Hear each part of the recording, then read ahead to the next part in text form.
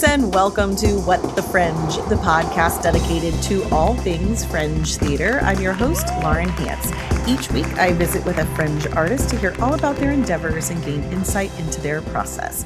This week, I'm visiting with Soleil Kohl of Dragonfish and her newest show, Don't Kill Daisy. Dragonfish. It's your fisher dad's big day, and he's ready to make you proud. But to make the catch, he'll have to journey through fragmented memories that blur truth and fiction. Dragonfish is a multimedia collage using clown, movement, and real-life interviews to reckon with fragments of fatherhood left behind in this whirlwind debut solo show that audiences are calling hilarious, disarmingly strange, and brutal. Winner of the Hollywood Fringe Exchange Award and the Denver Fringe Audience Choice Award for Solo Performance Clowning, and nominee for the Hollywood Fringe Award for Solo Theater. And Don't Kill Daisy is the newest show from Soleil. Lost in the desert miles away from her Burning Man camp, Daisy tries to find her way home in a ridiculous, winding journey through every danger imaginable. A part rave and part multiverse choose-your-own adventure where the audience determines how Daisy's life ends and begins and ends again. I think as we get older and as this digital landscape, we're hyper-informed about everything happening in the world. And it's harder to just I'm just going to play, because we feel much more responsibility because we're not as ignorant as well. So there's, I think, so many layers to growing up, and we're seeing so many different responses to it. And something I've been curious about in the things that I'm creating, and especially my own gravitation towards clowning, is I just want to go in a room and see someone do the weirdest possible thing. I want to see someone just follow their joy, even if I don't really like it. You know what? I'm happy to just be in a room and watch someone do what they want to do. And that's pretty amazing to me.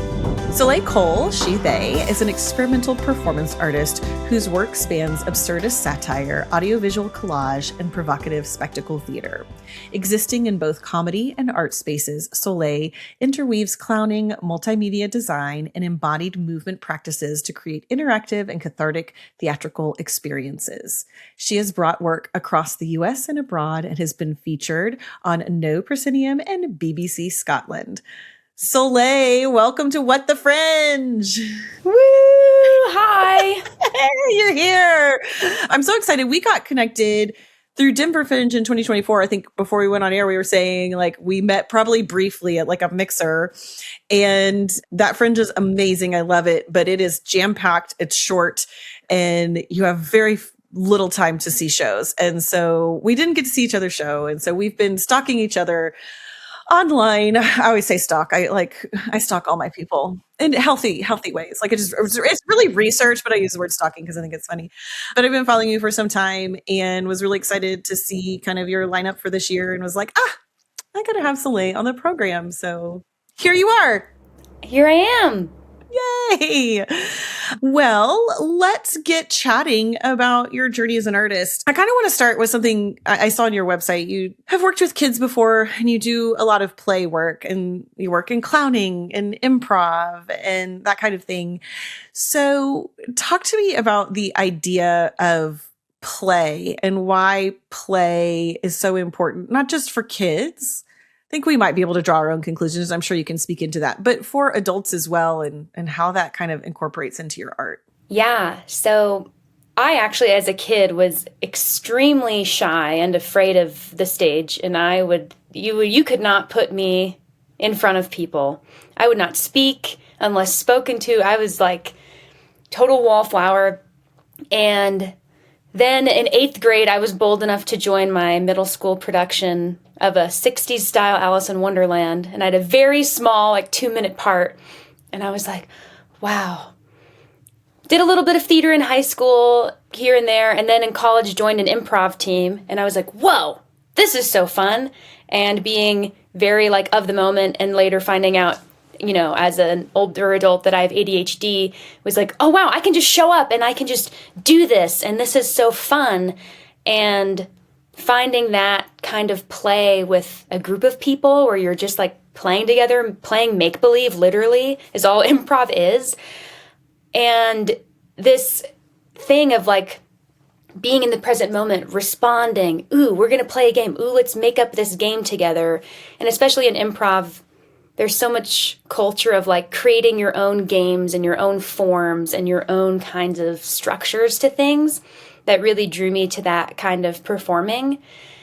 And after I graduated, I'd been working with kids in after-school programs and in other kinds of capacities, and I went on to get a graduate degree in early childhood education, where I was studying how do kids play and how do they create meaning from play. And my focus was in 2 and 3-year-olds, so those toddlers when they're just learning to speak and using words. And what I found was getting to work with these kids in a preschool every day, where they're literally creating meaning by rolling a ball down a ramp or building a tower or playing make-believe, playing imaginary, trying to understand the roles around them, the adults around them. They're trying to understand like, oh, do you want some wine? Because they see their parents, do you want some wine? And they're trying to understand the world by playing with these archetypes and these things they see around them. And this was kind of during COVID, so I stopped performing for a little bit, as I feel like all of us did. And I was just focused on my work with the children, and I was so inspired by the fact that I got to go to work every day and play. And I got to join in these games and try to understand what are the kids trying to understand. And especially during that time, they're drawing people. And I had one of my students who was drawing, who had just turned 3. And I said, oh, can you tell me about what you're drawing? And she said, this boy has died. And she was telling me about like how he died. And she was like exploring death in a very innocent 3-year-old way, but probably from, this COVID world of seeing people in masks and hearing about death and sickness. And it was so fascinating to me to have these like deep, concentrated observations of children and the way that they're exploring through creative means. And the fact that I got to do that every day was so enlivening to me. And what I noticed with my other friends who aren't working with children, and especially being in that, 20s age before, now I'm getting the age of people are starting to have kids, and now we're kind of returning to that discovery, but the people around me weren't playing anymore. And I was like, how can we play? How can we play again?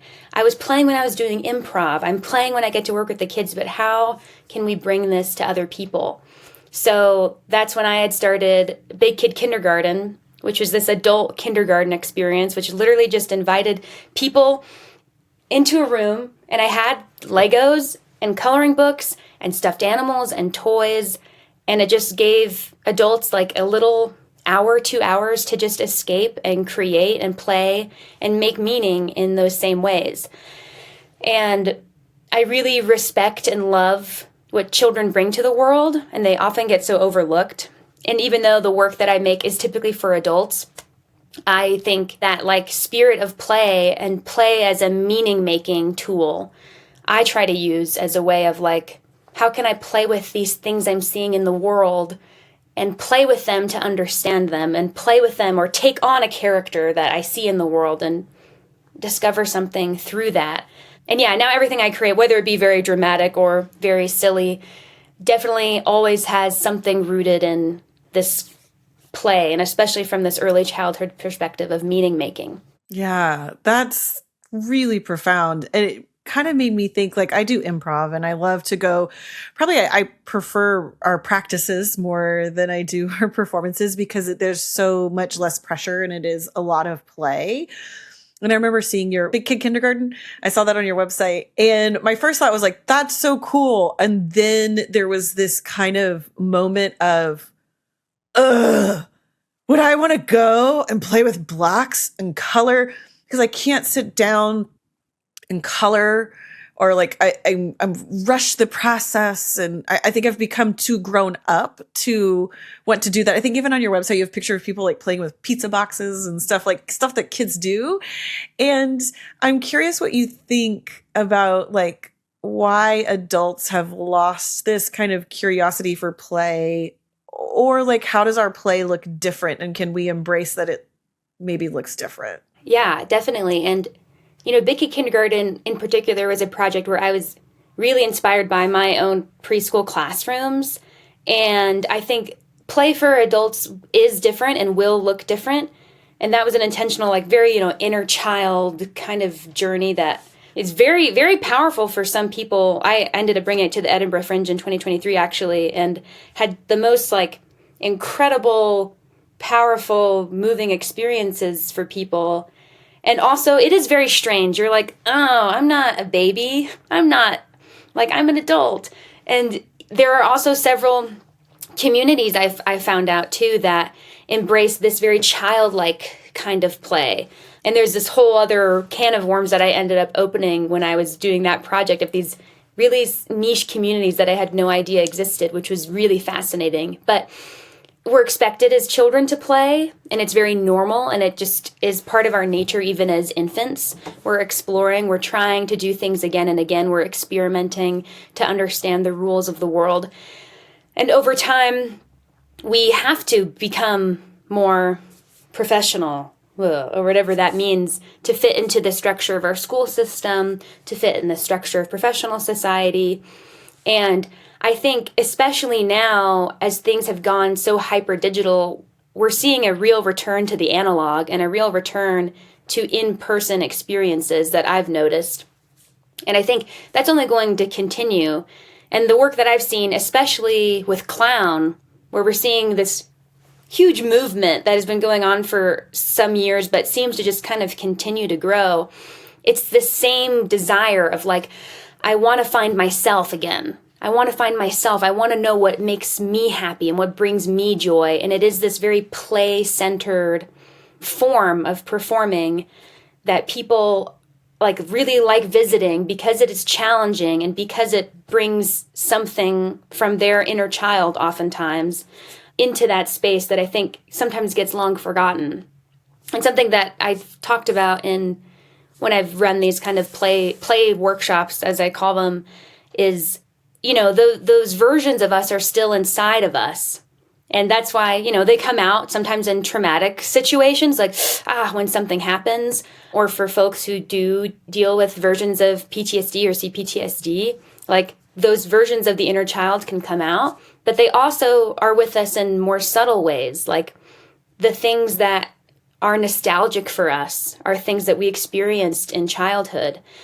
And that is something that I find really interesting and fascinating, that we're kind of in this world now where it seems like everything is a remake or everything is like a nostalgia grab, because we're searching for that time when things were easier, things were simpler, when I was more innocent, when I could play more. And I think in the digital world, it feels more isolated. We feel like we don't have as much play. And I think as we get older and as this digital landscape, we're hyper informed about everything happening in the world. And it's harder to just I'm just going to play, because we feel much more responsibility because we're not as ignorant as well. So there's, I think, so many layers to growing up, and we're seeing so many different responses to it. And something I've been curious about in the things that I'm creating, and especially my own gravitation towards clowning, is I just want to go in a room and see someone do the weirdest possible thing. I want to see someone just follow their joy, even if I don't really like it. You know what? I'm happy to just be in a room and watch someone do what they want to do. And that's pretty amazing to me. Oh, that's so good. My brain is just swimming with play, and we'll get onto some questions. I just had a reflection of I'm working on a new character for a new show. And even this morning I was talking it out. And I remember when I was little, I loved playing Barbies. I played them way older than I should have. I loved the idea of them talking to each other. I guess now it's I was writing scripts. I was playing that out. And I was oh, I wonder if that's what I'm doing as I'm talking my show out, and I'm doing it on repeat. I'm saying it out loud. I'm trying out this character. I wonder if I could look at that as play and not as work, but as just something enjoyable to do. I wonder what that would do for my soul if I thought of it that way. That's how I've been thinking about a lot of my work is like, how is it play? And something that a lot of physical theater, clown, all this stuff comes a lot from Lecoq. And I was just reading his book, and he says, everything, we have to remember that we're playing. Even when it's a melodrama, even when it's something serious, we're playing. It can never get too serious. And I know another teacher of mine, Donna Oblongata, who teaches Pachinko Clown, when we're doing things and you're not feeling it, sometimes you're like, I'm tired. I'm just not into this exercise. It's like, hey, if you're tired, play at being tired. If you're mad, play at being mad. And then you can find a play even in those more negative emotions. And then you find it actually really fun. Just like when you're playing with Barbies, like, I mean, when I was a kid, even though I didn't understand, I would be like, you cheated on me and I'm pregnant and blah, blah, because that's what I observed in media or whatever, right? And I was like trying to understand what those dynamics were. But it's that same thing. I'm playing at being mad, and kids love being in power. They love being the villain. They love being in charge. And there's something really enticing, I think, for any person to get to like play the villain role, because we are curious about how do we play at these big negative emotions in ways that are playful and not always painful. Oh my gosh, this is so good. It's so brilliant. It's just a really beautiful way to look at making art. So we started talking about clown a little bit, and I want to talk about kind of your clown training and how did you get into clown? I think we could probably start to draw some conclusions why you think it's interesting, because it is a lot of play. But how did you get into it? And what's your experience been with like becoming a clown? Yeah, so I was doing tons of improv, and I was also at the same time in a playback theater troupe. And if you've never heard of playback theater, for those who might not know, basically the audience shares stories and we play them back. And rather like sometimes in improv, it's like, tell us about your day. And then we use it as a suggestion. We're trying to do a very earnest, more abstract, oftentimes representation of your story. And that's kind of what got me interested in the more physical theater aspect of things and more dramatic aspect of things. Then COVID, things took a pause. And in 2021, I was looking for something to do with my friend. And we were just like, things to do. And I was living in Boulder, Colorado at the time. Things to do in Boulder today. And there was a clown dance class. And I was like, clown dance class? I was like, okay, sure. And it was like in a park. And I showed up. And I was just like, what a strange and interesting thing where we would dance around, get inspired by different colors and different, trees and grass and do all of this moving. And I mean, I couldn't even tell you what necessarily the pedagogy or any of it was. I can't even remember my teacher's name, but it was just like this thing, and I kept going every week. And I was just like, this is such an interesting thing that's kind of blending more of this physical theater stuff that I was doing, and then also just this strange, playful running around, making all of these sounds. We even like went out into the street, and we were copying people without them knowing, like copying their posture or their walk. And then we would put on the red noses and perform. In Boulder on 16th Street, there's a lot of street performers, especially in the summertime. And so we would do little performances for kids and their adults. And I was just like, this is such an interesting and strange thing. And that's kind of what got me started with it. And then since then, I've just started, what is this? And then realizing, oh, this whole thing. And then when I went to Fringe in 2023, I think that was the first year that clown was like a category, which I don't think it is now for Edinburgh. And I was like, oh, clown. And, that word and that category means so many different things. And then I started watching a lot of things. And that summer, I'd also gone to Del Arte for a physical theater intensive and was going to do some clown there and ended up going to Fringe instead. But I was like, this is so interesting. And then since then, I've just been kind of piecing together different pedagogies and different workshops and being able to travel and try to watch a lot of stuff. And now I feel like I've hit kind of the major clown hubs like New York, LA, London, Philly, Denver. We have our own kind of emerging clown scene, small but mighty. And it's just so interesting seeing like the slight differences of everything. But at the heart of it, I think what I love about clown is it's really focused on what do I want to do. It's greedy. It says, I'm going to take up space. I'm going to just do this. I think Chris Fleming was on a podcast recently who said, like, clowning just teaches people to waste an audience's time. And I actually think that's a great quote, and I actually agree with it. And it's not necessarily a bad thing. I think there's something really beautiful about being bold enough to say, you might hate this, and this might waste an hour of your time, but I'm going to do it anyway because I believe it's valuable. I think that's what I love about it, is it's people following their instincts, and it brings together a lot of oddballs, people who don't fit into the improv structure, which is often really tied to these, institutions, don't fit into the theater scene.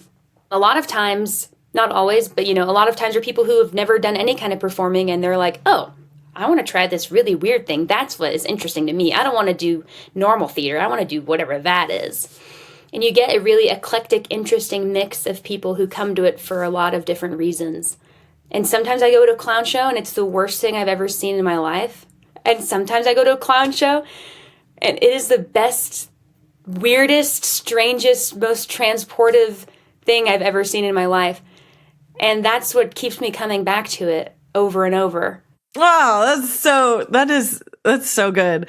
Well, I think it's interesting to think of it as like a selfish thing, but the clown is like, it's such a gift to the audience, even if they hate it. But I mean, because it's so much about how the audience is responding and like what's happening. So that's kind of an interesting, like, flip on that, if you will. It should be generous to the audience. It should be the clown is taking on the risk and they're the ones failing, and it makes the audience laugh because the audience feels better than them. And it's really interesting the way that the clown, how the scene and everything, how it transforms and emerges. And, there are plenty of traditionally trained, more in that Lecoq physical theater pedagogy, who would say, this clown movement, this is not clown. What is this? What are you doing? And I think this is where it gets difficult, where it's like similar to in 2016, the word immersive.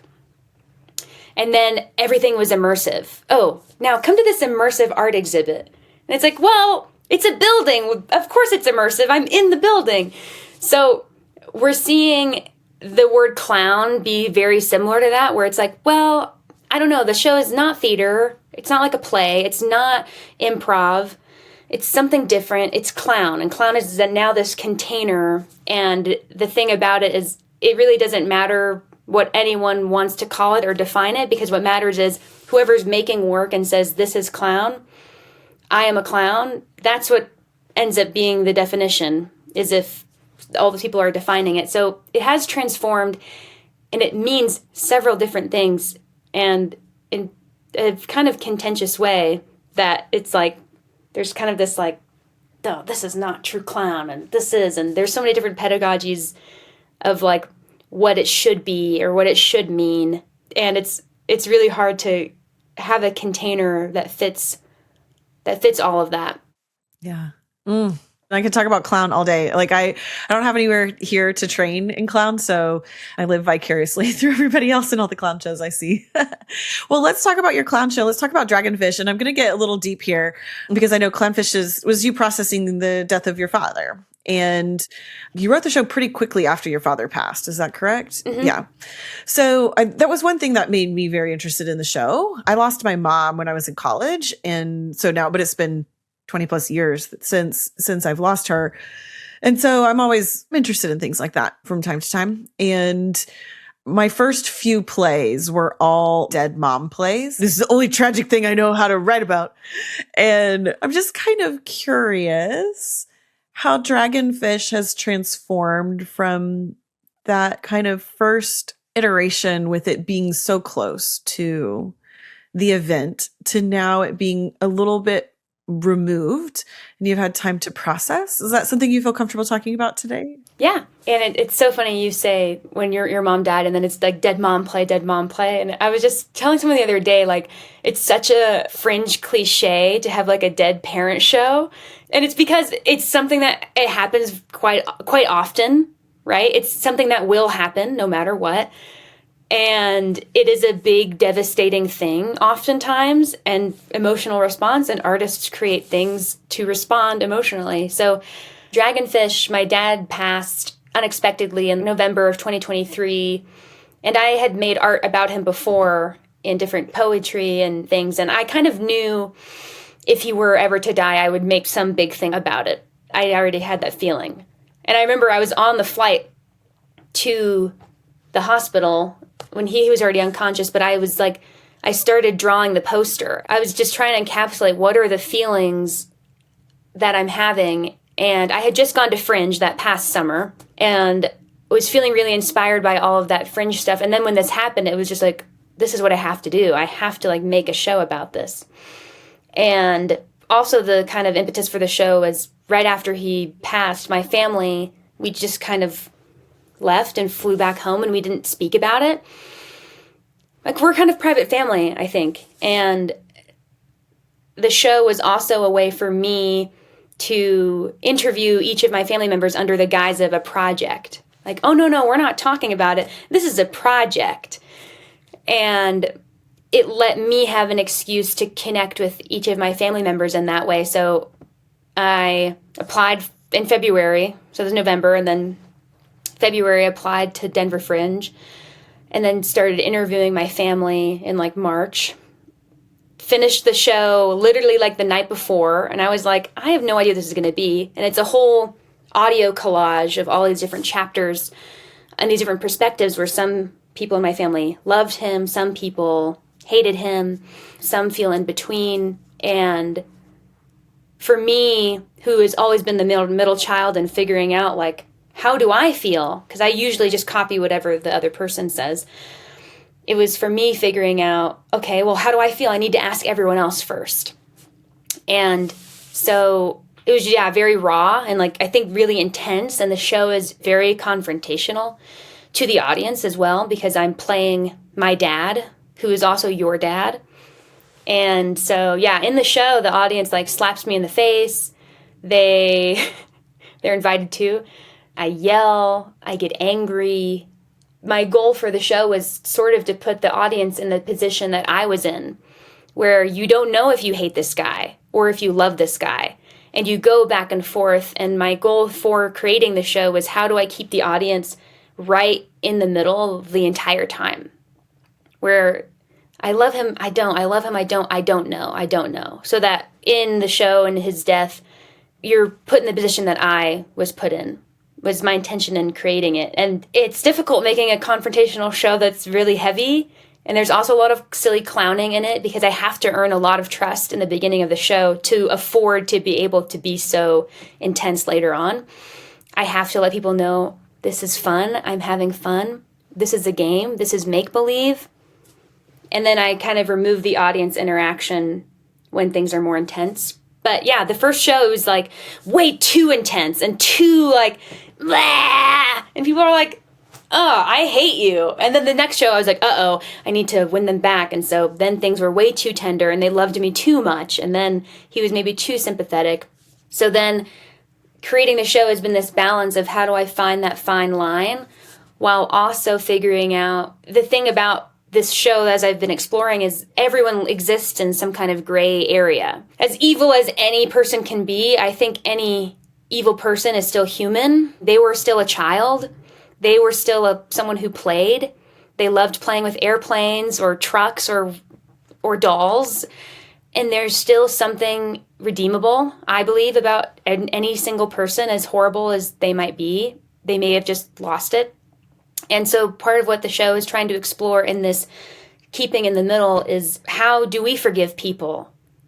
How do we say, you know what, that's just another human and they went through a lot? And it brings a lot of questions about abuse, and is abuse excusable? Is it forgivable? Is it what is abuse? How do we define that? How do we define pain, especially when it's cyclical? And if someone else was harmed, especially in our families, oftentimes our parents who may have inflicted pain on us, they were inflicted pain on by their parents. And breaking that cycle or understanding that cycle has been a big part of the show. And I think as it's evolved, I've been finding how to make sure that this representation of him and of like this fatherly archetype in general feels fair and feels not like a caricature of an evil person and not like a holier than thou, redeemable, how does it feel like a real person that's complicated and complex and you're not sure?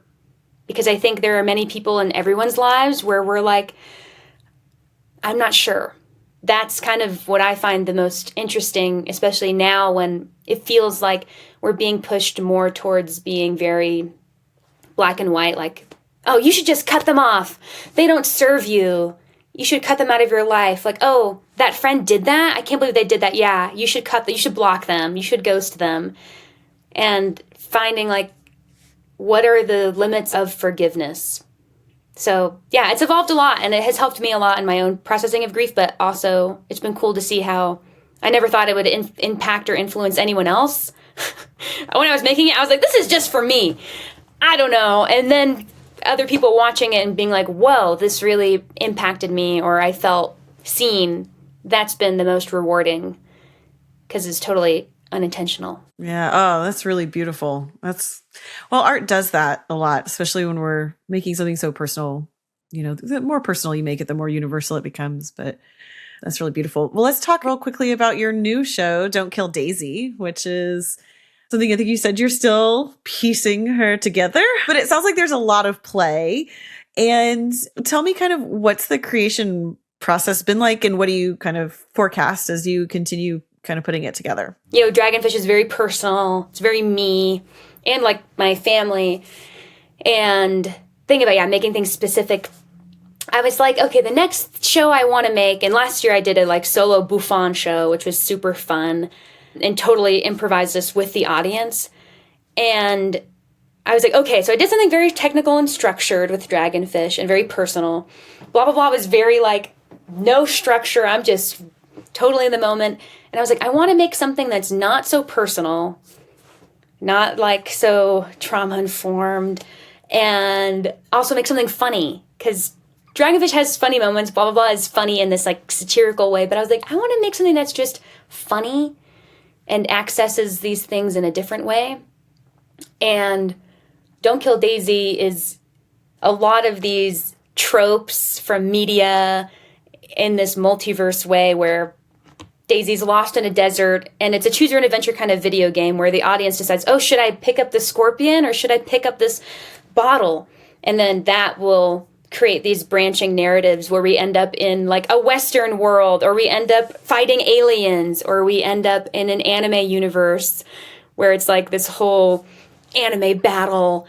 And I've been really trying to figure out where most stuff I gravitate towards creating like very devastating, beautiful imagery in my art. I'm like, okay, how can I keep it funny? Performance artists, especially when you're starting out, you're like, I need to just like blah. And everything does this, right? Like shock humor and stand up. It's like every single form you kind of go like, I have to do the craziest thing ever. And it's only over time that you realize, oh, it's actually much more difficult to make a comedy or to make something very accessible. And so that's something I'm focusing on for this show is, one, making it accessible and fun and funny. And I can find beauty after I find the funny, and usually through the funny, and not soapboxing or telling the audience what to think or what to do, which in earlier versions of Dragonfish was definitely like, this is what this show is about. I need you to know what the show is about, instead of just letting it be and letting people take what they take. And I've found in creating the show, as I'm exploring all these different branching narratives, which will get very complicated as I start mapping them out. And this, like, I have this crazy web of like this decision and this and that, which is like a whole can of worms, but finding, like what little worlds do I want to live in and what is fun for me? The boldness it takes to create art is you have to make a decision to make it impactful, because if it stays like very neutral and waffling, we're not as impacted. It's the specificity that makes it impactful. And in clown, it's the like, I can't believe she's having so much joy doing this stupid thing.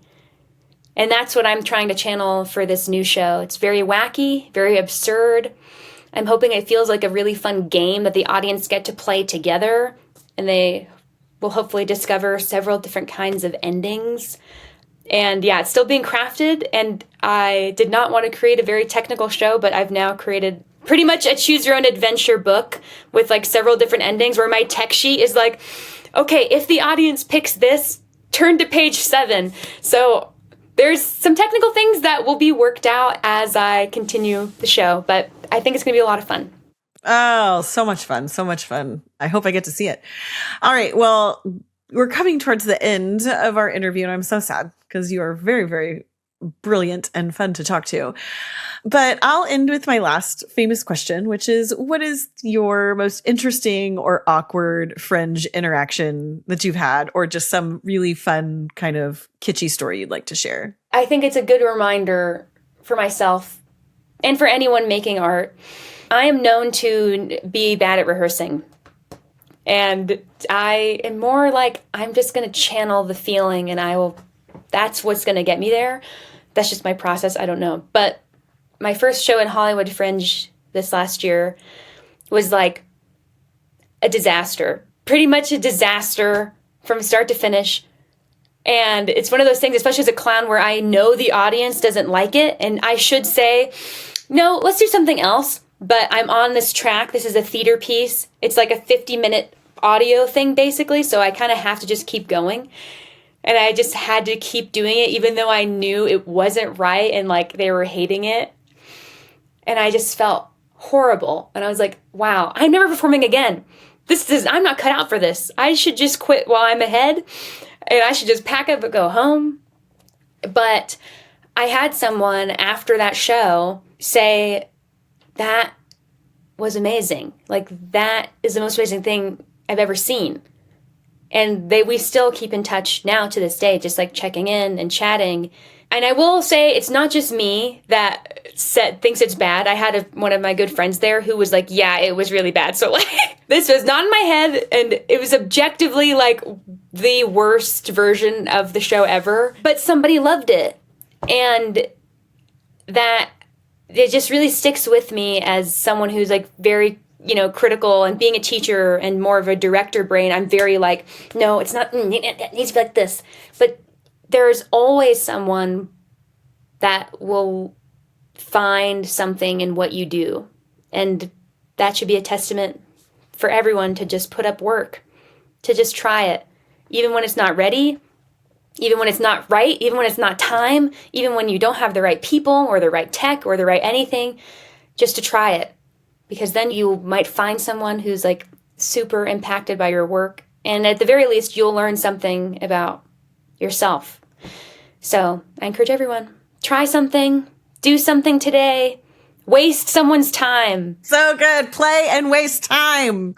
We need to do that in our high-paced life we live as adults. So that's beautiful. Well, Soleil, it has been absolutely wonderful to visit with you today. Thank you so much for coming on What the Fringe. Thank you. Yeah. Well, Dragonfish will be playing at the Richmond Fringe on April 12th. And then Soleil will be leading a workshop also there on April 11th. And then Don't Kill Daisy debuts at the San Diego Fringe this May. And then we'll play at the Denver Fringe in June and Edinburgh in August. You can learn more about Soleil on her website at soleilkohl.com. I'll link that because it's got all kinds of wonderful spellings. And then you can keep up with her on Instagram at soleil.onstage. You can keep up with the shows on Instagram at Dragonfish Show and Don't Kill Daisy. What the Fringe is produced and hosted by me, Lauren Hantz. This episode was edited by Ben Ellis of Renowned Media, and those sweet tunes you hear provided by Paul Snyder of Orchestra of Sound, and our logo was designed by Ruby Arnold of Ruby Makes Things. What the Fringe can be found on your favorite podcast platforms and now on YouTube. So be sure to hit that subscribe button so you can stay in the know when new episodes release, and keep up with What the Fringe on Instagram at whatthefringe_productions, and find us online at whatthefringeproductions.com. As Fringe artists, we're always creating, and today I spent way too much time creating a poster for a show that doesn't even exist yet, because this might waste an hour of your time, but I'm going to do it anyway because I believe it's valuable.